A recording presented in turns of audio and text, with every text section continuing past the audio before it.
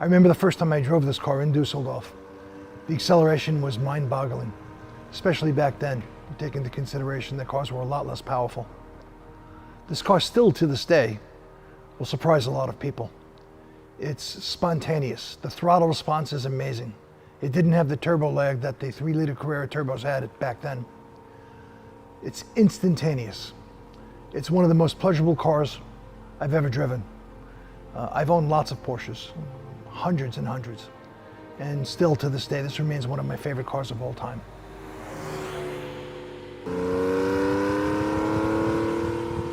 I'm here today to show you a 1976 911 3-liter Carrera that I imported from Germany. I purchased it from the original owner back in 1981, so I know this car for quite a long time that were ever manufactured. This car was beautifully equipped, set up for a driver's car. It came with the 15-inch Fuchs alloys. It has a sports seat, but only on the driver's side. The car has the unique plaid inserts in the interior, and that's exactly the way that it left the factory.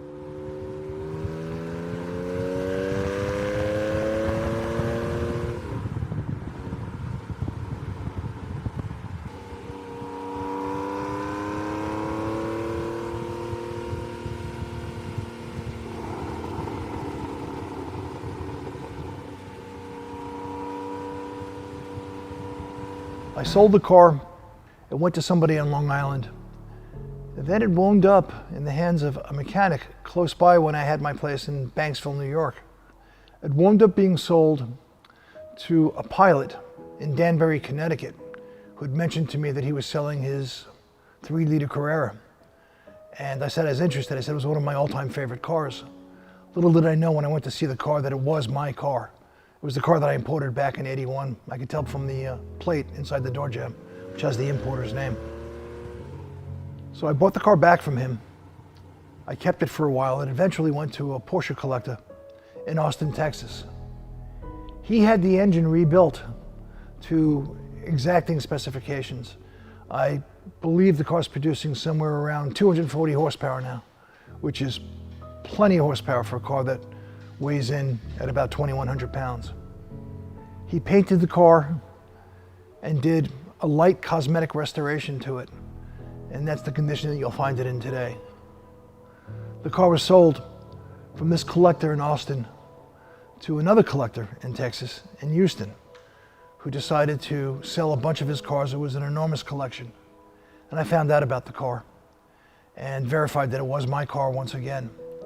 So it had to come back. It kept finding its way back to me.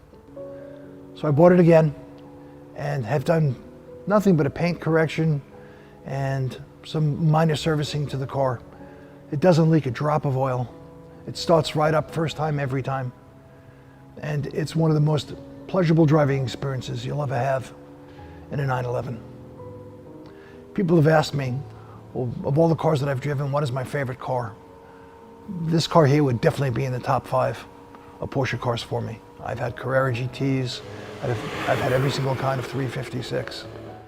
Like this Porsche 911 3.0 Carrera. The one word that comes to mind in driving this car is precision. It feels more like an instrument than it does an automobile.